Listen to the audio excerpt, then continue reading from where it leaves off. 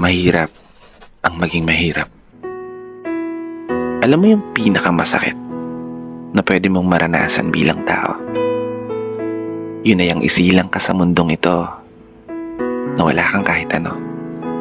Yung mamulat ka sa mundong to na wala ka ng mga bagay na gustong makita ng mga mata mo. Mga bagay na taglay ng iba. Masaganang buhay na meron ng iba. Na di kaya mo. Na pagkasilang nila, agad na nilang natatamo. Kaya minsan, di ko rin maiwasan na tanungin ang kapalaran. Bakit hindi ko nagawang maranasan?